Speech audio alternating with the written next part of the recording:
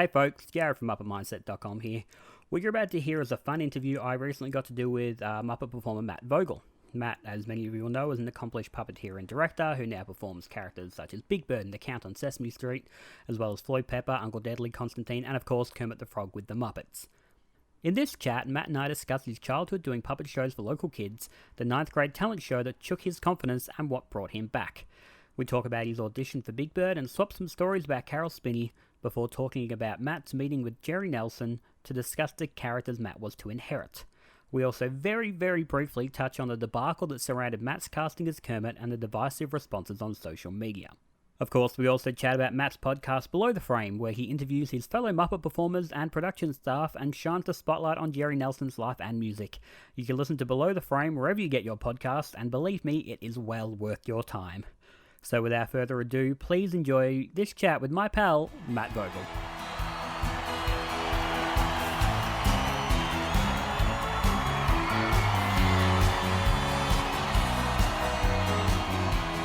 Well, hello, Matt. Thank you very much for being here. Well, thank you, Jared. Thanks for having me. It's a pleasure to be here. It's a pleasure. I mean, we're not actually here. No. It makes it sound like we're in the same room. We're not. I know, but we're not. You're in a very nice little booth. I'm in a bedroom with a chainsaw not far from me, so we'll see what happens. And we are like around the world from each other. Oh yeah, I forgot about that part. Yeah. We are in completely different time zones. That's right. And different days too, aren't we? Different in different days. We're I am literally in the future. different days. Yes, you are. How is it going to go today? Not great.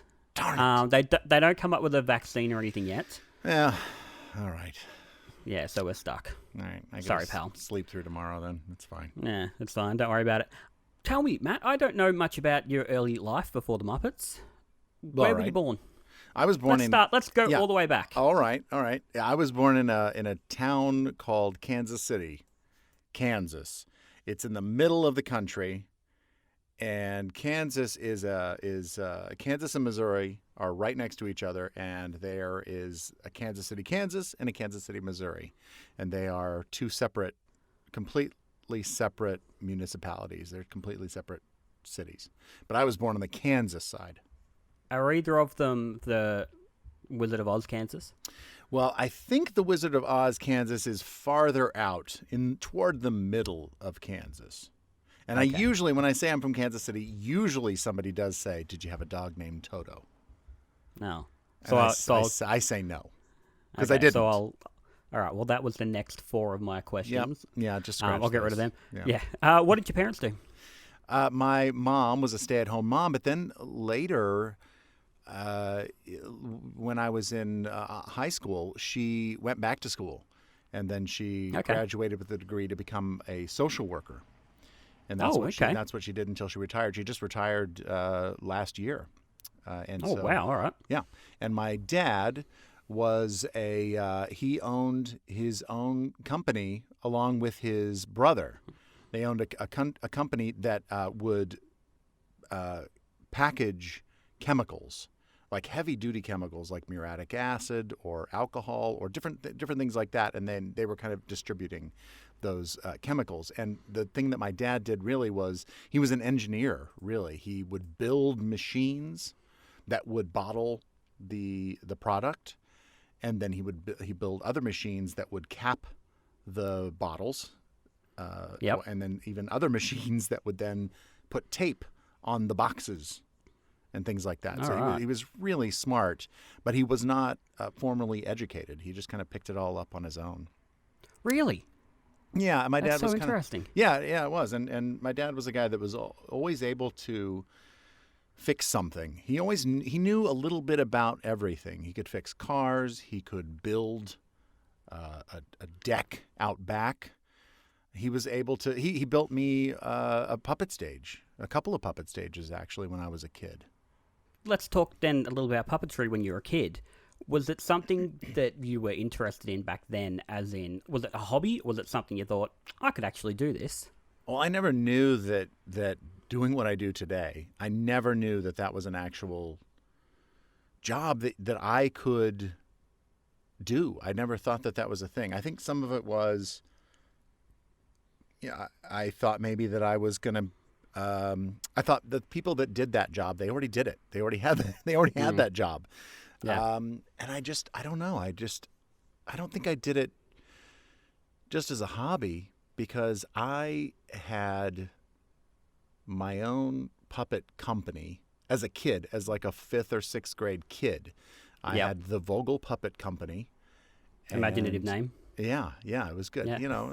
It may have been the V Puppet Company too at one point, but then I think it was the Vogel Puppet Company. And I made my brother Jason, who's 3 years younger than me, I made him help me out with puppet shows.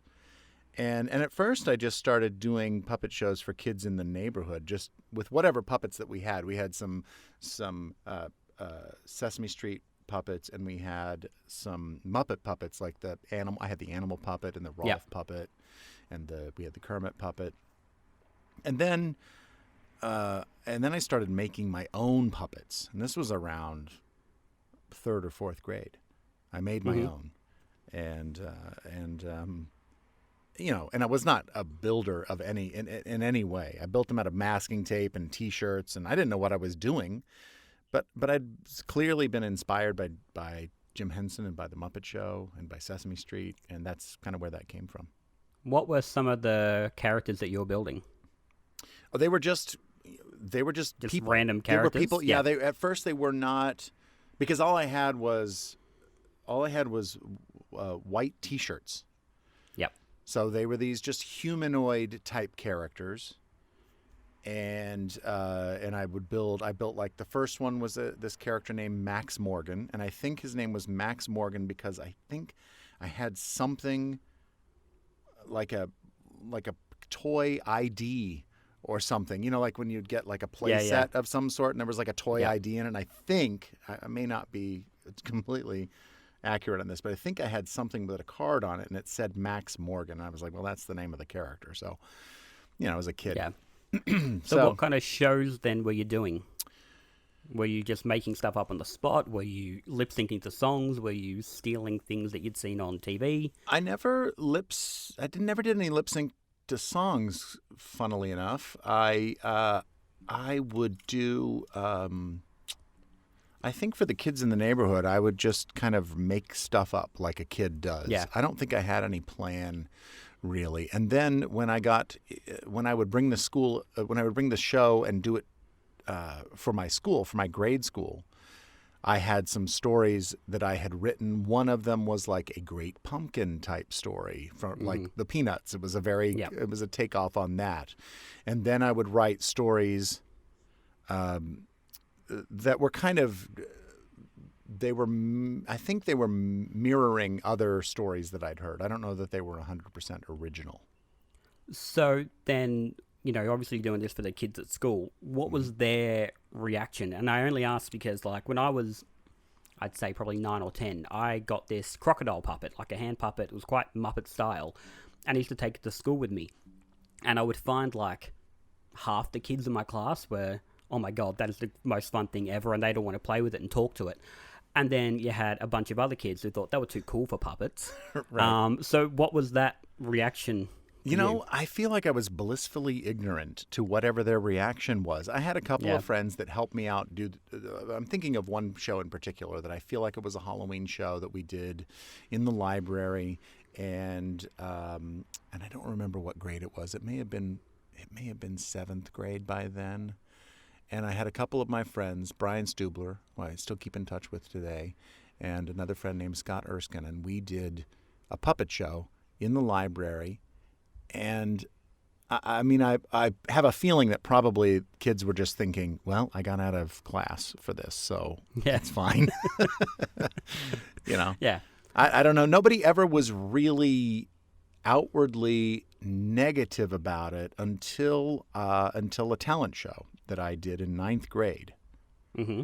And that's really when I think I became aware that maybe what I was doing was not seen as either cool or, the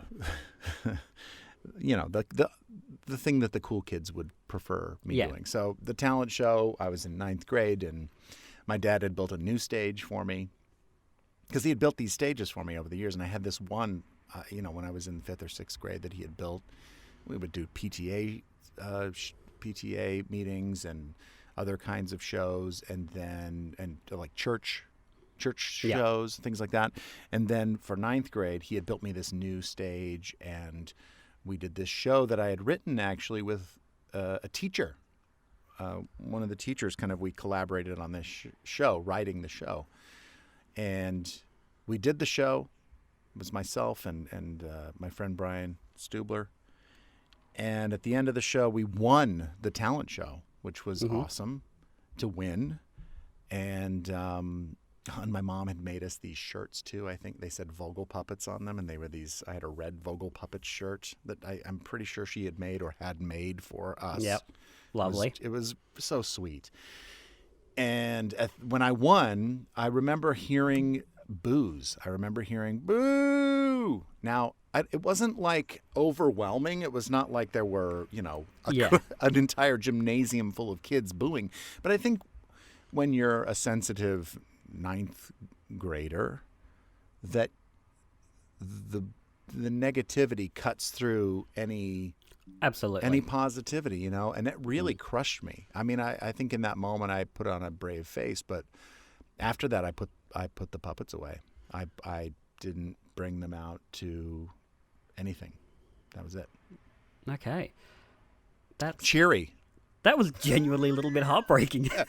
It is, but you know what? It in the end of the day, look at where I am now. Yeah. And well, the something thing is made as me well, come back to it. A lot of those kids probably now sit back and go, I knew him when he was in high school. Like these kids who are booing, it's funny because when I was in high school, don't get me wrong, I was a Muppet fan, but I wasn't as, I have a Kermit tattoo. I wasn't anything like that when I was in high school. I've seen it, yes. Yeah, you've seen it. But they, a lot of the, not a lot of the kids, but there were some of the kids back then who were very much like, what do you went to Sesame Street for? Yeah. And I can understand that to a point, where they were coming from. But these are the same kids now who I'm friends with on Facebook, who when I interview Kermit or Grover or Cookie or whoever it is, are the ones who are the most excited about it. Yeah. And I just find that juxtaposition, if I could go back in time and tell myself at 15, and keep in mind, I didn't really mind too much back then. But at one point, this is what you're going to be doing, and they're going to be cool with it or into it. I think it would have made some of those moments that little bit easier. I think so. And I think that's a really interesting thing to say that, because there's a lot of bullying and negativity that goes on in schools, and in that age, in that time of growth, when you're growing up and figuring out who you are, and it makes it a little scary for people to try to be different or to be interested in something that maybe might be seen as childish or might be seen as not the cool thing. Yeah. And to know that, there is life beyond school. Absolutely. And there's a really good quote from Modern Family that I think about, where one of the characters, I can't remember which one it is, says, he was talking to whoever the young kid was, Manny. He says, when you're in high school, everyone wants to be the same. And then almost overnight, everyone wants to be different. Yeah. And I'm like, and I think that is such an important quote that a lot of kids need to know. And I've got young cousins and stuff who are in high school, and I have told them that before. I've had cousins who have said to me, who were 15, 16, and go, what are you, into, you interview Cookie Monster. You're like, aren't you 30? Well, yeah, but, and I've said to them before, I'm like, yeah, in 5 years, you're going to think that's cool. And they go, oh, yeah, fair enough. And now I've got them who are, some of them are older, and they go, yeah, fair enough, that was pretty cool. Yep. Yeah. So, well, all right, you put the puppets away then for how long? At what point did you, what did you decide to do then? Because I know you did some acting as well. Well, I did. Well, my mom was really observant, and she knew that I needed some sort of creative outlet. So she signed me up for acting classes at this children's theater in Kansas City. It's still there. It's called Theater for Young America, and it's run by Gene and Cheryl Mackey and their daughter Valerie. And I met them when I was a ninth grader. and I started taking acting classes at first, and of course, I didn't know anybody there, and that was, it was completely outside of my comfort zone. But I very soon, I very quickly discovered that these people were like me. These kids that were my age were just like me. We were alike, and I was accepted, and I felt confident. And I quickly started doing shows. They had a summer acting program that I did, and we would do and it would like culminate in this big show at the end of the summer. And then from there, I did professional shows as a sophomore and junior and senior in high school. I did professional shows with this Theater for Young America, and they really gave me confidence as an actor and as a person as well. And that being said, I'm a shy person. I'm not incredibly outgoing. I have to feel comfortable in this situation to be outgoing. And if I'm, around my friends or, then I feel confident and I can be outgoing. But going and doing those acting classes at TYA was really the right thing for me at that time. It was really good for me. And it then set me on a course to go to university to be an actor.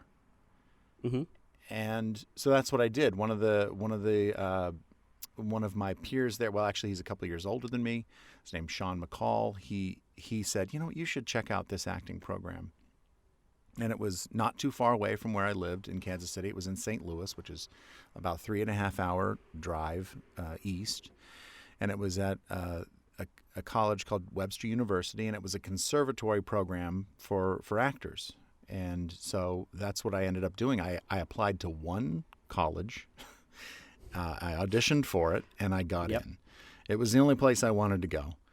And so I went to the Conservatory of Theater Arts at Webster University and became an actor. And every once in a while, in fact, I would bring out puppets. I had brought some puppets with me that I had made, and I remember sophomore year doing an icebreaker when the new freshmen coming in. They had heard, I guess, that I had an interest in puppetry, and they said, "Can you come and just kind of like help break the ice with these freshmen?" And I do remember going around with a puppet and just with a puppet in my hand and just going up to people and just trying to, get them to loosen up and doing that. And I met a friend in college, my friend Chad Harris in college, who later became a roommate, and he got me to come with him and do some summer work as a puppeteer. He got me to come and doing what? Yeah, to go around to daycare centers to do a water safety program. So that's what I did for a summer in between my first and second year of college. And that's how I made money. So then, obviously you're acting while you're not doing these puppetry. What kind of shows were you doing in college? I went to school as an actor as opposed to a musical theater actor. So, but I still did take voice lessons to do singing stuff. But I would do first year you're not able to do any shows. Second year you can do shows. And then at the time that I was going, I don't know if it's still the same now, but at the time I was going, after second year, they would evaluate you and decide whether or not you were able to stay in the program or whether they would cut you. So, I did a bunch of different shows, but my senior year, I got to do As You Like It. So I did some Shakespeare. I did Cabaret, which was a musical, and I played Cliff in that. And then I also, senior year, got to do... at the campus there at Webster University, they also it also houses the St. Louis Repertory Theater, and so I got to do a professional show there. We did 6 Degrees of Separation, and I was in that show as well. So I was in a lot of different shows over my time at Webster, and my goal was to be an actor. Now at the same time, there was some part of me that said, you should maybe just make a a videotape of some sort of yourself doing puppetry and send it to the Jim Henson Company. I think it was called Jim Henson Productions at the time.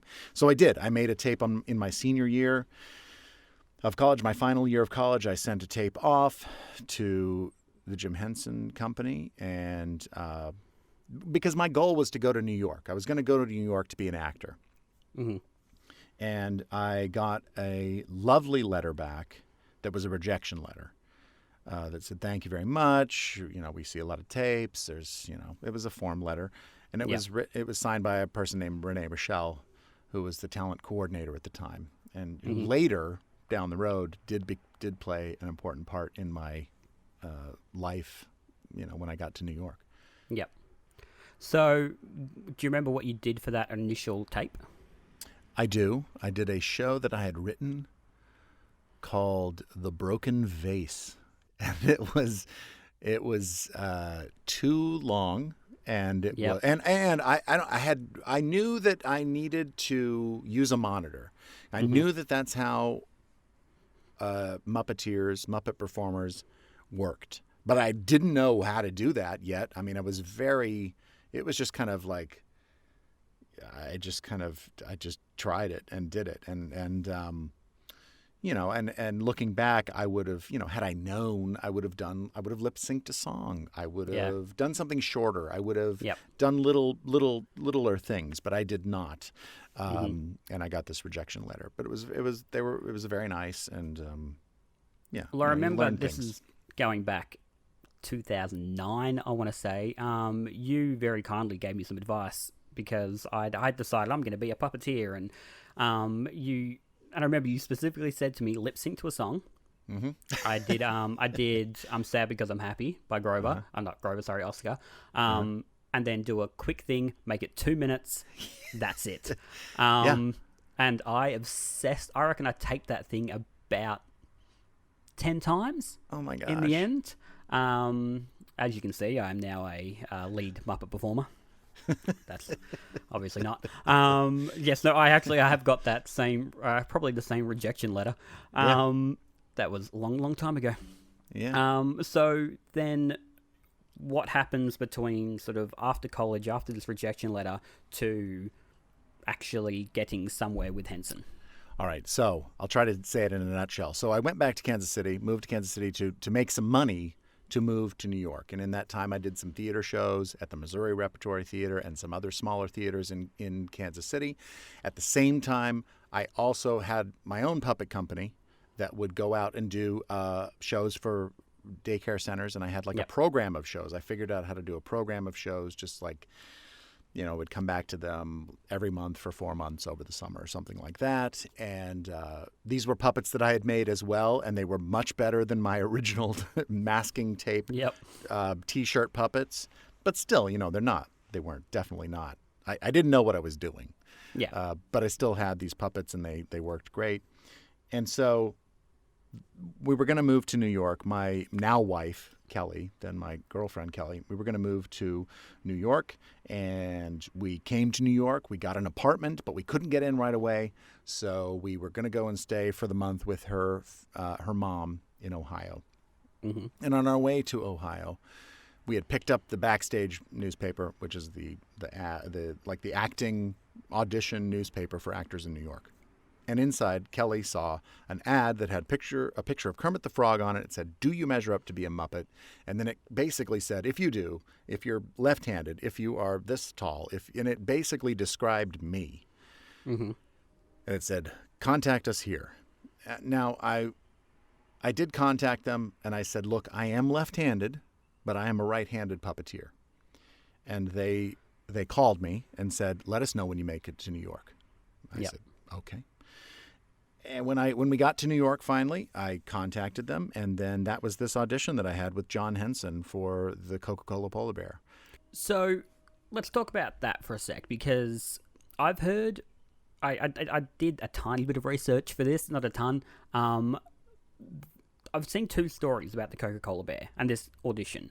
One said that you got the role and that you were doing that. Another said that as you were literally walking in, you bump into Carol Spinney, who tells you Yeah. Okay, you've No, shaken that's your head wrong. at that. That is Okay. incorrect. Yes. Which is what I guessed.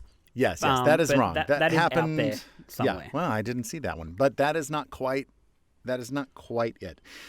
So, I go to this audition with John Henson, and I'm the last guy to go. And I put on. They had kind of a. It was a prototype of the. If I remember correctly, it was kind of. It had been made into a full CocaCola polar bear that John was actively out doing. He was going to big Coca-Cola events, and he was, he was, I think even, if I remember correctly, at one of the Olympics, he went to the Olympics and skied downhill Wow. in this Coca-Cola polar bear. That's at least what I remember hearing. Yeah. But I met John, and after I auditioned, he said, "Do you want to go to lunch?" And I was like, "Absolutely, I want to go to lunch with you." And we went to lunch and we talked some more. And at that lunch, he said, "Do you want to come to my house for New Year's Eve?" And I was like, "Yes, of course I want to come to your house for New Year's Eve. Why wouldn't I?" So Kelly and I went up to his house in Saugerties, New York, and we had a lovely time. And John was so sweet and so kind to me. And he asked me then, soon after that, I started... I was kind of his understudy for the Coca-Cola Polar Bear. When he was not available to do gigs because he was very busy, I would go and do that in his place. Yeah. And he was so nice. And somewhere along in there, when I was doing that job, of course, I was working other jobs as well, like an actual day job. I worked at a pet food store on the Upper West Side of New York on 81st and Amsterdam. And I was working there, and I decided to make another puppet video, which I did, and I lip-synced a song, and I did short little bits. And after that, I got another letter from that same Renee Rochelle that said, "Come to this workshop." So I went to this workshop, and it was taught by Camille Benora, and people like, I think Stephanie DeBruzzo was there, and there were a bunch of other people that were there. And I have a terrible memory about this, but I'm told that this happened. No, I was there at this, we were at a dance studio, and there was an improv workshop. And not long after that, I believe, is when Renee Rochelle got in touch with me again, and she said, can you do a Big Bird voice?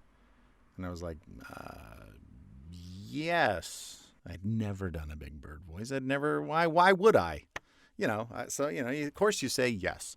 I then proceeded to go out and get, I think The Bird is the Word CD is what I think. I went to Tower Records at the time, which was a place because you could actually go to a store and buy physical media. And I listened to The Bird is the Word, and I remembered what Big Bird sounded like from when I was a kid. And then that is what made me I then went to this audition with some other people that are our current Muppet performers, in fact. Yep. And we were there. I'd never met them before. And that is where I met Carol Spinney, and where Renee Rochelle introduced me and said, "This is Matt Vogel." And he said, his eyes lit up, and he said, "Oh, Vogel, your name means bird in German. This may be the job for you." And so that is how I met him. I didn't bump into him on the street for, going to the other audition. And I want to say it's a fairly credible website that had that. We're gonna have to correct him. It's Tough Pigs, isn't it? Gosh, It's Tough Pigs. them. Damn that Hennes. He's not gonna like me saying that. So let's talk about then that audition for Big Bird. Is that the one that there's footage of in I Am Big Bird? Yes. Okay, so that initial then audition, was it, all right, you do the voice a little bit first, or was it immediately, right, put on this puppet and let's see what you can do? To my memory, it was put this puppet on, let's see what you can do. That is daunting. Yeah, it is, because the man's right there. Carol is right there. And that I think in that movie, I Am Big Bird, I think you do see that's me getting into Big Bird for the very first time ever. And, it's very weird to be trying to do the voice of a character right in front of the person that actually does that character. Yeah. And the thing is, we don't do understudies like that. There's not understudies. Yeah. But Carol was 65 years old at the time. Mm. You know, I mean, we do one voice. You know, that's what it is. One person, one voice. But then you still sort of did trade off Big Bird a little bit, like you would do Journey to Ernie and stuff That's like right. that. The reason why, to my knowledge, the reason why I did Journey to Ernie was because it was very physical. It was a very physical thing, and there was so much dialogue for Big Bird to do, and it was all on blue screen, and that was never Carol's favorite thing to do anyway. It would have been impossible for him to do all of that ADR. It just was so much, and so they kind of tried it. I really do feel like it was a mistake, you know, and that's me saying that, you know, it was a it was a mistake, and I it's my voice up there, but you know, it watered down the character for a little while. It made it be less than what it should have been because it was like these two different versions of Big Bird. Well, because they would quite often be within, like, you could have a street story of Big Bird where it's Carol, and then it would automatically, or not automatically, immediately, I should say, go into Journey to Ernie where it's you. So I can certainly see that jarring sort of thing. It's weird to me, and it wasn't my favorite thing, but that wasn't my choice. It wasn't a call. It wasn't my call. And Carol, of course, as he always did with me, he always treated me like I was a son. He really treated me he was so sweet and so kind to me. And I looked out for him as well. He looked out for me, and I looked out for him as well. Yeah. Well, I mean, let's talk a little about Carol then. Have you got a favorite Carol moment of your years with him? Oh, jeez. Can't make it easy on you. I do remember, and this was I barely knew him. There's two things. So one was, I don't even know if I'd met him at this point, but I had an experience with him, or Big Bird, really. We were doing an appearance, I think it was at the opening of the new Victory Theater in Times Square. And I was there. I was there to do Sweetham's Eyes for John, and Big Bird was going to be there also. And I remember seeing Big Bird come out onto stage, and I really had a moment where I thought he saw me. I really thought, because it's such this beautiful, you don't see a performer, you just see this Big Bird, and it's just so beautiful, and Carol was just perfect in that role. And I really had a moment where I thought, oh, he's looking right at me. It just hit me right in the chest. It was beautiful. Yep. That was one moment. And it wasn't really about Carol, but it was about that character that he embodied. The next time was, I think it was maybe the second time I ever had conversations with him. We had done a workshop with me and with him as Big Bird, with me as Big Bird. And he was there. And after... he said, "How are you getting home?" And I said, "Oh, I'm just, I'm going across town," because it was on the east side and I lived on the west side. And he said, "Oh, let's share a taxi." And we shared a taxi, and he was just so down to earth and easygoing and just kind to me. And he picked up the cab fare, and he was just so nice. Yeah, those are the two things that come to my mind right away. Yeah, it's one of my few regrets is that I will never get a chance to shake his hand. We didn't really ever connect. He was very nice to me through other people. When the whole I Am Big Bird was getting released, I was meant to do a video chat with him, and for whatever reason, it wasn't going to work. And he made a point of saying, "Well, let's organise another time. It'll just be one-on-one." And I remember thinking to myself that day, like, A, he didn't have to do that. Right. B, even if it's an empty gesture, which I don't think it would have been, it still just was like, what like an amazing person to actually go out of his way and be like, well, no, I'll take time out of my day and we'll do this. And then when that didn't happen, he was meant to come to Melbourne for the premiere of it here. And he had specifically said to the directors who I was in contact with, oh, that guy who I was meant to do video chat, let's invite him out for dinner. And so they had said, hey, just letting you know, we this might happen. And in the end, he didn't end up coming out. They didn't end up coming at all.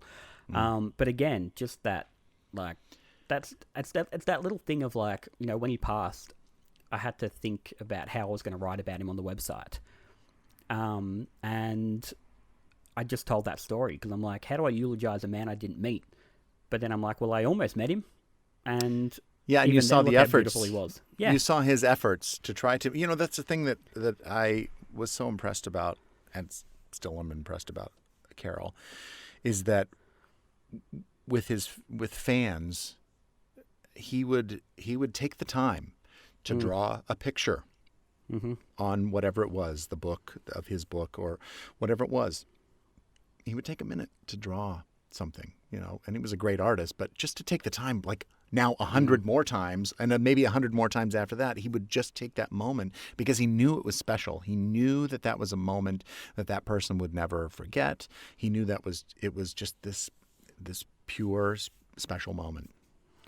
Yeah, I mean, even, you know, obviously towards the end of his life, as his, you know, as his illness was sort of taking over, he was still going to these conventions and giving people, you know, that one-on-one interaction with him. And I mean, for someone who was going through what he was at that time, to still be putting yourself out there for the fans is genuinely incredible. Yeah, I agree. Yeah. Well, let's talk then about moving on from Big Bird. You've obviously got The Count as well.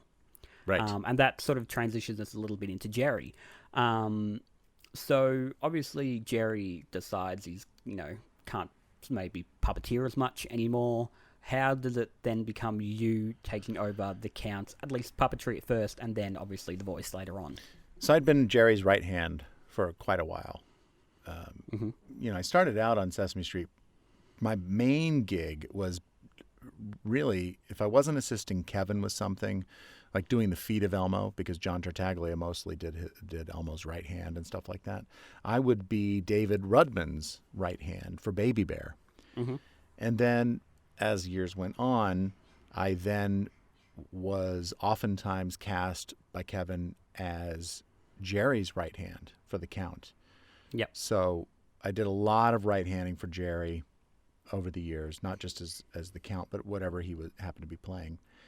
And when the time came that Jerry was on oxygen and could no longer just physically put the puppet up over his head, it was decided, because I was the right hand. I mean, I don't know really what the genesis of it was, but for some reason the thought was, hey, let's have Matt put the puppet on, and Jerry, why don't you sit off to the side and you do the lines live on the set, and Matt will just catch them and he'll just do them.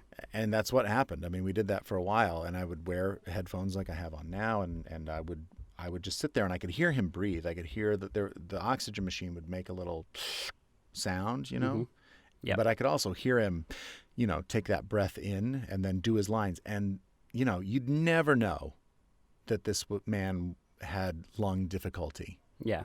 You just would never know, because his voice, first of all, was so unique and remarkable.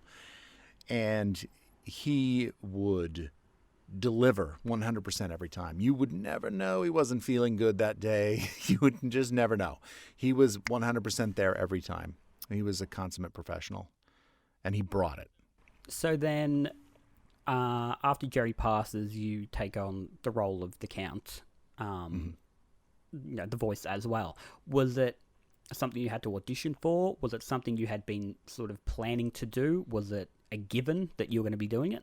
There was no given. There was no audition. There was no planning.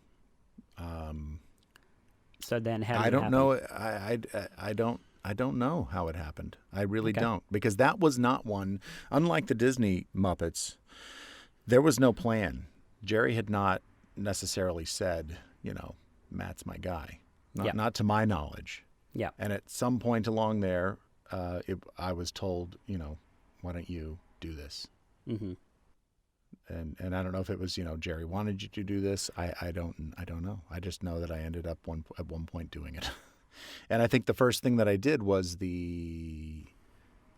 I think one of the first things I did was that counting the views on YouTube. I think may have been the first thing that I did. With the count, had it been a voice that you had been, were you doing it sometimes when Jerry wasn't there and he was ADRing, or you were only ever doing it when he was in the room? I don't remember. I don't think I'd ever done it. I'd never done my version of it or any version of it. I don't, because he was always there to my memory. And maybe if he wasn't, I mean, there may have been a trial run of figuring out what that voice might be, but well, I never had it in my head of like, I'm going to do this one day. I never thought that. You won't remember this, but in 2008, I actually got to come to Sesame Street as your guest. I don't know if you remember that. I do. Yeah, we have pictures, I think. Yeah, we do. We have pictures. Yeah, that was long before I was in the Muppet fan world. That was all due to title of show, if you remember. Yeah, I do. And I remember at one point you came over and said, "Who do you want a photo with?" And I said, "Ernie and Bert." Yep. And for whatever reason, we didn't get Ernie, but Eric went and got Bert, and you came over with the Count. And I remember sitting there at one point, like hearing you, like you weren't saying. Did I do a voice? Yeah, you did. Oh. Yeah, you did, and or at least in my memory, you did. I'm sure you're right. I mean, you usually when somebody comes up to do a photo, we do try to kind of do a voice. Yeah, and yeah, you did this voice of the Count. And I remember thinking after it'd been announced that you were taking over, and again, unless it was my nostalgic memory of this day coming back in, but I do remember thinking, oh yeah, no, he's going to be good. Yeah. Oh boy. All right, we're in safe hands. So yeah, it surprises me that you hadn't actually been doing the voice. So again, unless I've just made this up. But I mean, like I say, when somebody comes in and they're like, I'd like a picture with Oscar or whoever, Rover, and the person's not there, Eric's not there, Carol wasn't there, somebody would pick up the puppet and they would do a version of that just to kind of like make them feel like, oh yeah, I'm really interacting with the character. You know what I mean? If I remember correctly, I think you picked up Oscar, because I've definitely got a photo with Oscar, and did the same thing. Yeah. Yeah. So we would have done some sort of voice with it probably. And then we'll come back to Jerry shortly. Right. But staying with Sesame, you've been doing these workshops. Like, you're one of the, I guess, instructors, teachers, what you will. How did you become one of these instructors? And in doing this, what are you looking for in a puppeteer when someone comes in for these things? So, after Kevin Clash left Sesame Workshop, he was the puppet captain, and I had been the assistant puppet captain for several years. So I was just kind of trailing him, shadowing him, and, if he couldn't be at a production meeting, I would be there, and just kind of learning and following along and watching.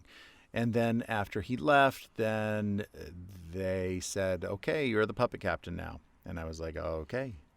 And I asked Marty Robinson to be the assistant puppet captain with me. And so in being the puppet captain, one of the responsibilities is to see what talent is out there, to see who's out there. And Kevin had his stable of people, and he had a bench of people that he used, but I had no idea who was out there now, who was there. This was in 2013. And so I organized a workshop in 2014. And Marty and I looked through like 325 video submissions that were either like a minute or 2 minutes or something like that, Yeah. And we made evaluations and made very tough choices because we had to get it down to literally 50 people. Yeah. Which is hard because there were well over 50 people that could have been at that first workshop. It just was, we couldn't, as it was, we had to split up our 25 and 25, half a week and half a week. You know what I mean? And just to see who was there. But the goal was just to see who's out there and see what they had. And to bring them in and see how they interact with each other, and if they can listen to direction and if they can do what we ask them to do. And Marty has been doing this for, well, I mean, decades, well longer than myself, and Peter Linz as well, who I asked to come in and help us out with that first workshop, I believe. And if he wasn't at that first workshop, he was at workshops after that for sure, because he's done so much of it. Me being kind of the newbie at workshops, I just kind of was kind of guiding, and I guess what I tried to do is say my focus is going to be on the acting part of it, because that's my forte is the acting.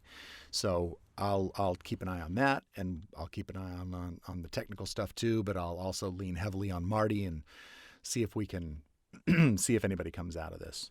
Yeah. But obviously we're looking for performers that are able to work on monitors. We are looking for people that can bring bold characters to life, that are not afraid to fail, that have good instincts, and are good people. Yep. I don't want to work with people that aren't Yeah, of course. nice people. So I want to find people that are nice, and nobody wants to work with people that aren't nice. So No, of course not. So those are kind of the things that we're looking for. And to be honest, in that first workshop, there were some people that I was like, okay, they don't really need to come back again, because I don't need to see them again. Yeah. And there are other people that I was like, well, I'm going to keep an eye on them. I'm going to keep an eye on them. Yeah. And that's kind of how we progress. Then in other workshops, we would sometimes take people from that first workshop and say, okay, we want to bring you in and now do a character workshop and kind of push you a little further. So each workshop is different. Yeah. Has a different focus. Is it something you guys are hoping to do more of? Obviously, when the world isn't in chaos, you're hoping to do more of? Yeah, we like to do... Sesame Workshop would like for us to do 1, if not 2 a year. That's the goal. I mean, obviously, there's a giant pandemic that kind of prevents us from doing that right now. Yeah. But the hope is that we'll be able to come back and do more of that, when we can, when it's safe to do so. We're always trying to find. I'm always looking to deepen the bench of Sesame Muppet performers. Yep. In some way, to see who else is out there, and to kind of find people and bring them in to this world when I can. Well, obviously with these workshops, you're talking to people about character, that, brings us back to Jerry Nelson. Something you got to do was to actually have a sit down, specifically I think about the Muppets, sit down and talk to Jerry about his characters when it was decided that you were going to be taking on, Floyd, Robin, whoever it was. Right. Can you talk a little bit about that meeting? Yeah, sure. It was in a hotel in New York City, and I was there, and David Rudman was there, and Steve Whitmire was there, and Debbie McClellan, who was in charge of the Muppets at the time, was there, and Marty Robinson was there, and of course Jerry was there. And we just all sat around Jerry. Like Jerry was sitting on the sofa, and I was just sitting on the floor. David and Marty and I were just all sitting on the floor looking at him. And Steve would ask questions, and Debbie would ask some questions. We would ask questions too, just about the characters and how he saw them, how they kind of came to be. Yep. How Floyd met Dr. Teeth, the relationship of Floyd and Janice, how that came about. And the reason why David was there really was because, well, the reason why we were all there was that Jerry had decided that he no longer wanted to travel with and do the travel that Muppets that was entailed with Muppets. Yeah. And so he wanted to kind of not do that anymore. And I believe it was Steve that said, we need to find a person or people that will carry these roles on for you. So it's not, I guess up to that point, it had been just random people that were doing the characters for Jerry and for Richard. And so David was there really primarily to do for Richard's characters, for Janice and for Scooter. And David had worked with Richard very closely over the years, was his assist on Sesame Street, and just they were really close. And so it just kind of made sense. And Jerry talked about Janice and didn't talk about Scooter, but that I remember, but did talk about Janice and that relationship between Janice and Floyd, and at a certain point he brought out Floyd. They brought Floyd out for him, and at another point they brought out Robin for him. And I remember him saying for Robin, it was all about, he felt like, because that voice, his voice was so amazing. And at one point, I remember this because I've seen the videotape. There's a videotape of it, and I remember saying, "Your voice is so," and he goes, "Say it," and I go, "It's so unique," and he's like, "Ah!" He just had it like, because his voice was so unique and amazing. And he said, with Robin, it's like I'm sucking through a straw. I try to keep my mouth really small and try to suck through a straw, and so that was kind of became something to latch on to. Once the decision was made. But it was just, first of all, it was just amazing being in a room with Jerry Nelson and just hearing him talk about his life and talk about these characters and just hear his perspective on things. It was really special. It was amazing. So and I can't believe I was in that room. Yeah, but I was. So you start to take on Floyd. Obviously, you also take on Uncle Deadly. Yes. But at that time, that was really because it was written in the 2011 Muppets movie. Yep. It was written in that, and because it was a Jerry character, they said, "Okay, you're going to do that." And I didn't have. So you didn't have to audition? No, not for that. Really? Okay, that's great. And it was not written as. It wasn't totally written. I mean, obviously, he's evolved a lot since, especially because of the ABC Muppet series. Yep. He evolved a lot, But we would, especially Bill and I on the set of that film, there's tons of just stuff with us messing around. Just because Bobo and Uncle Deadly together it's a ridiculous combination. I mean, there are scenes and scenes of us just saying whatever comes to the top of our head in the middle of a scene with Chris Cooper. It's ridiculous. Of course, all of that got cut, but it was certainly fun, and it also made me find things in that character that, because I'd researched the character, and I knew that he was this phantom character, this kind of very, very big acting. He just had a lot of gravitas. Yes, a lot of gravitas. That's exactly right. And he was very aloof. But by the time we got to the ABC series and they had cast him as Miss Piggy's valet, really, and they started writing him to be certainly a lot more flamboyant. But I would say, the thing about that, doing him on that show, is that I never really wanted to learn too much about him. I only wanted just hints of who maybe he is. I never really wanted to define him. I don't know. He was a great character. He's a great character, and I love playing him. There's a lot of latitude with him, I think, than some of the other characters that I play, just because he didn't do a ton on the Muppet Show. Jerry kind of started out, and he did this John. His interpretation was a John Carradine voice, this large voice kind of character, and a lot of times that's what Jerry would do. He would pick a voice from radio, and he would then emulate it as a character. So with this evolution then of Deadly, what have you had much? Obviously, the ABC series, you guys were being written for, but did you have much say in sort of how he came? Did you have much say in the whole, Uncle Deadly, Piggy sort of friendship that seems to have stuck around? I didn't have a lot of say in it, but I wasn't opposed to it for sure. Okay. It was certainly something that was interesting, and doing that ABC series, certainly tonally, a lot of things I have personally, I have problems with a lot of the tonal things in that show. But as an actor working on a sitcom and getting the material that we would get regularly, it was just a joy. It was so much fun to just like dig into these characters and do things that we wouldn't normally do with these characters. That doesn't mean we necessarily should, but we did things that that were unique and different. And one of the things in that is finding that relationship between Piggy and Deadly.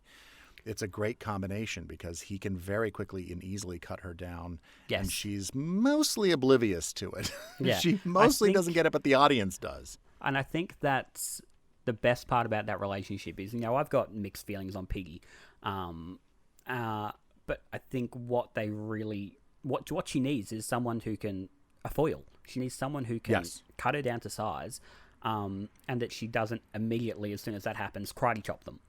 Yes, and she probably would never do that to him. I don't think she ever would. I think she respects him. I think she respects him. I think they respect each other, and but I do think he doesn't really take a lot of her guff. But what's great about playing him is literally, Jared, I could put that puppet on and it's just channeling something. I don't. A lot of times with characters, I ask, can I get something? Can you write something for me? Can it be written out so I can kind of make changes? But with Deadly, a lot of times I'm just like, I just put the puppet on and I just say whatever comes to my mind, which is weird to do that. Well, you've got another character who can really say whatever the heck he wants. You've got Constantine. Yeah, he's another one.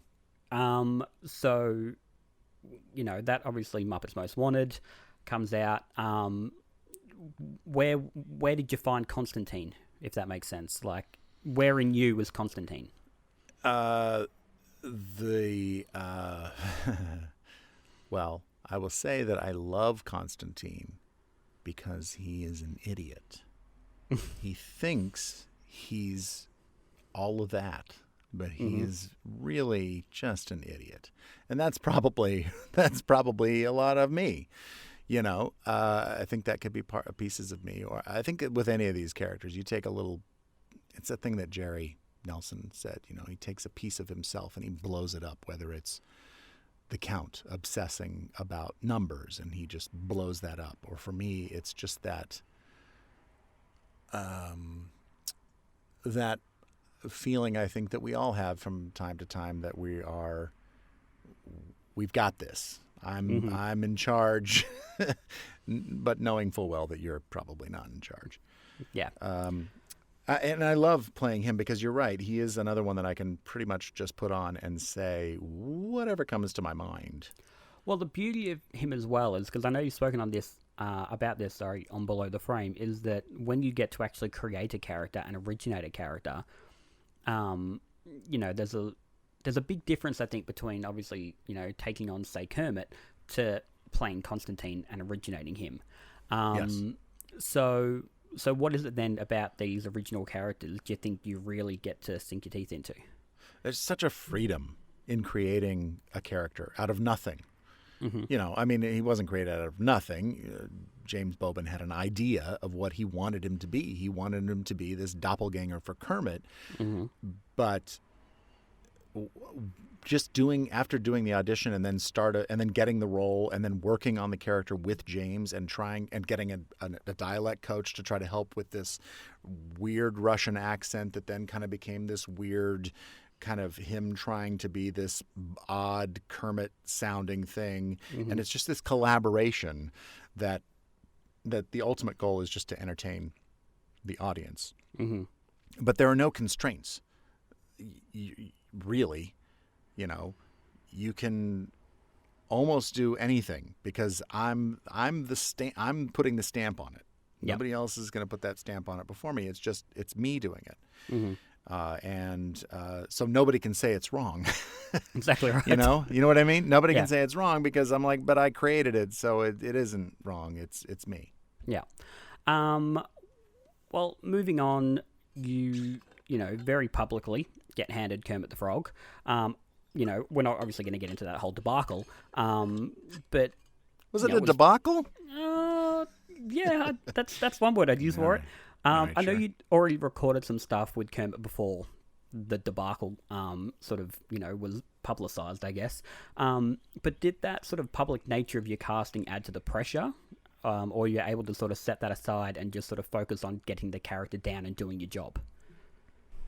Well, I mean, there's two sides of it, right? I mean, there's the public side of it that's, difficult to avoid. Mm-hmm. It can be difficult to avoid, whatever it might be. And especially in today's social media world, Mm-hmm. where everybody who has an opinion about anything can say whatever they want. Yeah. And that's okay. That's fine. Everybody's entitled to their own opinion. Yeah. But my job as the performer of Kermit the Frog is to deliver Kermit the Frog how I've been instructed to do so. Yeah.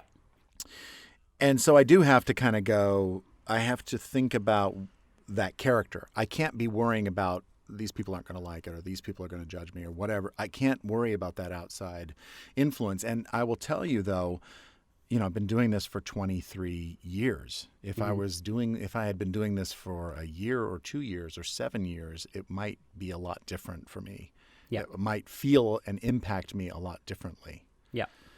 But having the confidence of 20-some years under my belt and the support of, the 5 Muppet performers alongside of me, next to me, and the Muppet Studio, and many, many, many fans as well,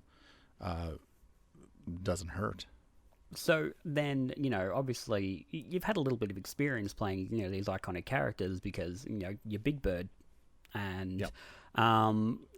But playing Kermit the Frog, is there what does that feel like, to, I guess, the little boy from Kansas who was playing with Kermit dolls when he was 5? Do you think back and sort of, what do you think that would mean to him then? If he knew that one day he would grow up to be Kermit the Frog? I think his head would have exploded. Mm-hmm. I never would have thought the things that I get to do. I never would have ever thought that I'd get to do them. It was not in the realm of possibility for me.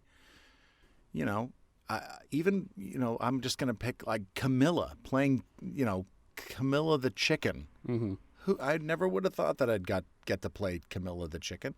Or, I never think that I'd get to work alongside Dave Goles and call him a friend, or any of the people that I work with who I'm so every day I am blown away by their talent and by their abilities.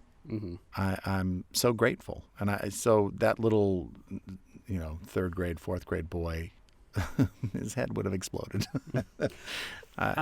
Sometimes I pinch myself still and go, I can't believe we have this job. We're so lucky. So, well, man, now you get to talk to these people on Below the Frame. See how I do. See how I segued Yeah, that? nicely done. Thank you. Well done, Jared. Yeah. But look, well, the genesis of Below the Frame was a Facebook live show that you were doing. Yes, it was. Like during lunch. That's was it right. Something that you had just gone one day, I'm going to do this, or had you been planning it for a little while? What was the I hadn't sort of been genesis planning of it. Okay, so I heard of this thing called Facebook Live, and I was on Facebook, and I thought, I wonder what it would be like if I just started doing a Facebook Live, and just like from my dressing room, and then I'll just walk down the hall to the Muppet room, and so I just did that. And there were a bunch of people in the Muppet room, and it's kind of the pilot. I guess we called it the pilot. But and there was I had no thoughts about what it was going to be or anything really. But then in that, going down to the Muppet room and walking around and talking to everybody down there, after I was like, well, maybe we'll do this again. Maybe we'll come back and we'll like figure out what we're going to do. And then I roped Stephanie into it, and I was like, you need to help me with this. And so we kind of came up with a couple different things to do during it, including like ask a puppeteer about not puppets, and then we would ask somebody how they got to Sesame Street, and then maybe we'd do a puppet segment where people would learn how to do some sort of puppetry thing. And so we tried to do that for like the first season, and I forget how many episodes we did, but we did a lot, considering we were working at the same time. And this was our lunch break. But it was really fun. And we all had a great time. And we would have people come into our green room, the Muppet room, and just sit there just to watch and be kind of a part of it. And that's kind of how it started. That's where it began.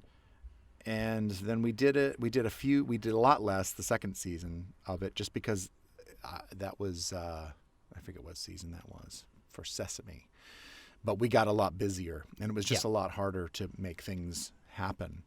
And then I think the third season, which was, I think we were shooting season 50 of Sesame Street. I think we did one episode. I think that's all we had time for, because we were literally doing something every day during lunch, PR for Sesame 50 or whatever we were doing.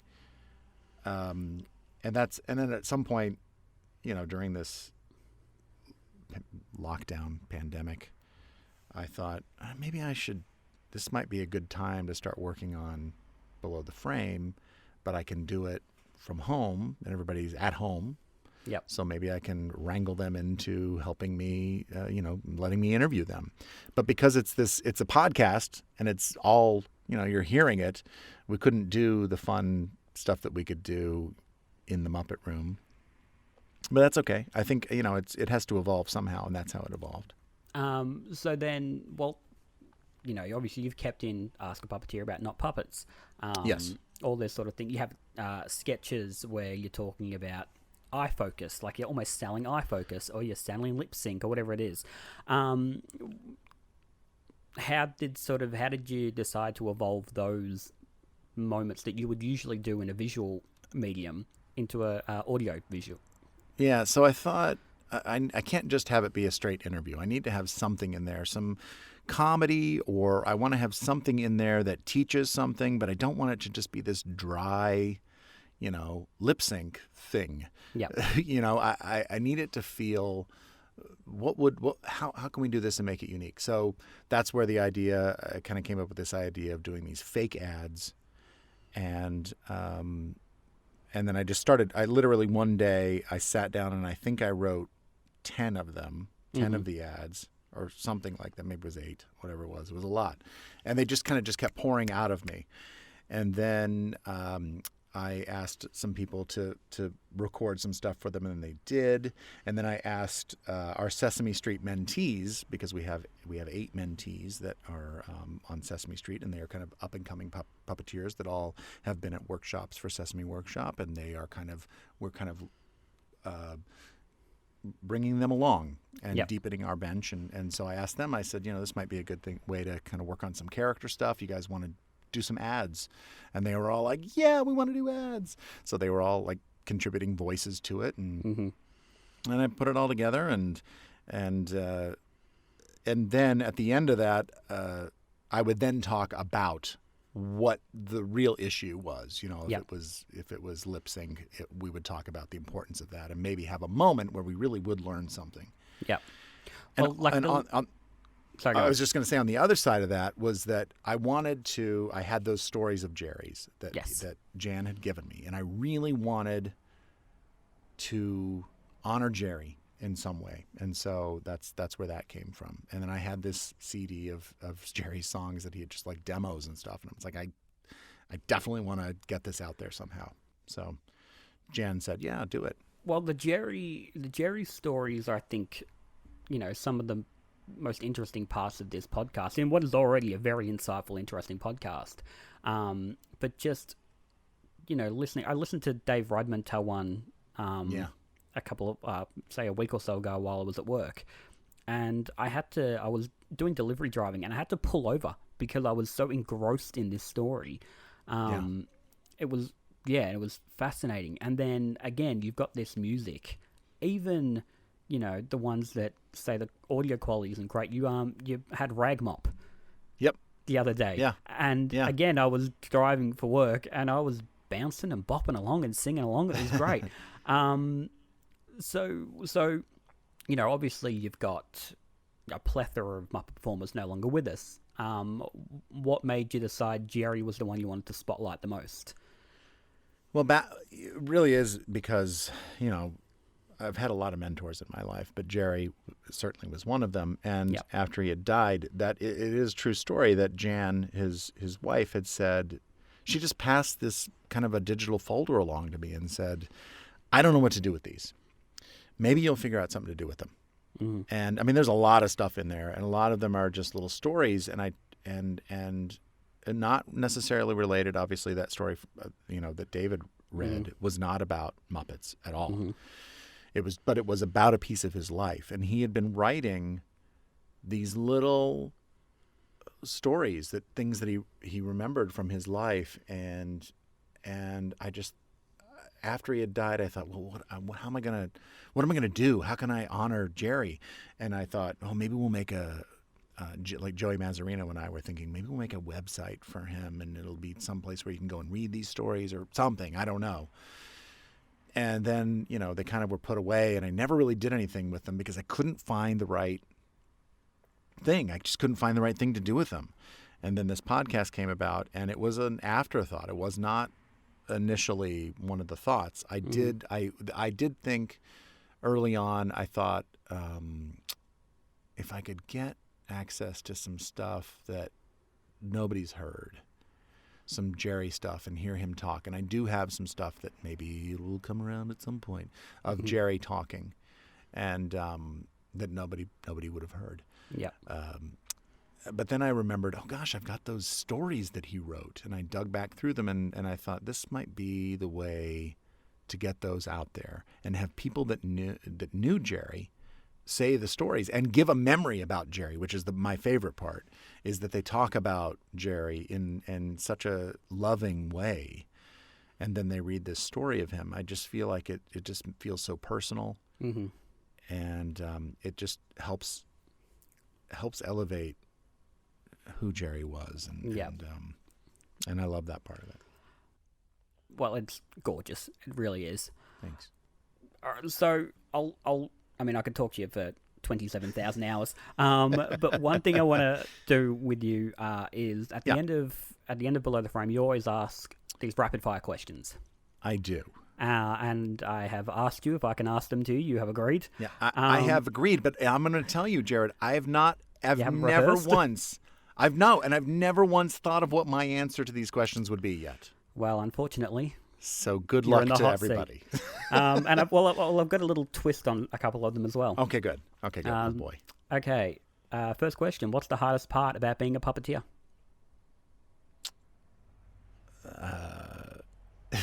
The hardest part about being a puppeteer is, I don't know how to word it. It's not messing up, but it's being able to stay in the moment. That's what it is. Being able to stay in the moment and not outside, because you're looking at a monitor and you are removed from yourself and the character in some way because you are watching yourself. But if you start to go down that rabbit hole of just watching yourself, you'll be out of the moment that you're acting in, and then you can't do it. So it's the hardest part.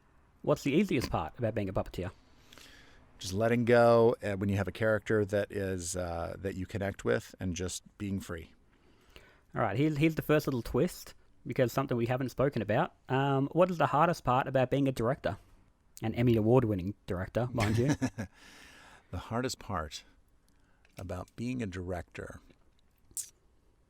in terms of puppets, it's that I have the knowledge that I might envision something in my head that I want to do, and knowing that the time that we have on Sesame Street, the very little time that we have to accomplish something, we might not be able to do that because what I might have in my head is not accomplishable. What's the easiest thing? Yes, it does. What's the easiest thing about being a director? Working with my friends, because I know exactly what they're going through. So it's easy for me to be able to direct them. What's your biggest strength as a performer? Acting. What is your biggest weakness as a performer? My biggest weakness as a performer, I would say, is sometimes a lack of confidence. What is your biggest strength as a director? Having a vision. What's your biggest weakness as a director? Having a vision, because I think sometimes it can be too much. Not knowing. I actually do have a pretty good sense of knowing when whatever I'm thinking is not a great idea. What's one of your favorite things about being a Muppet performer? Working with the amazing friends that I get to work with. We just laugh a lot, and I love that. That's my favorite thing. And finally, if you weren't a puppeteer or performer or director or actor, what would you be doing? I would love to be a musician. You know? A real musician. I mean, I've dabbled, but I would love to be. You've got the Mighty Weaklings. Yeah, but I would love to really just do that. You know what I mean? If I couldn't do the other things. Yeah. And I will on that say that while I love Below the Frame, I hate the theme song. Not because it's not great, but because it gets stuck in my head for 3 days after I've listened to an episode. Excellent. So, that's good. That's good. That's a good thing. Yeah. Well, really, Stephanie wrote it, so really you have to blame her. All right, I'll definitely do that. Well, thank you very much, Matt. I genuinely appreciate you being here and chatting and all the nice things you've done for me over the years. Really, I do appreciate it. Anytime. Likewise. Thank you so much, Jared, and thanks for talking to me.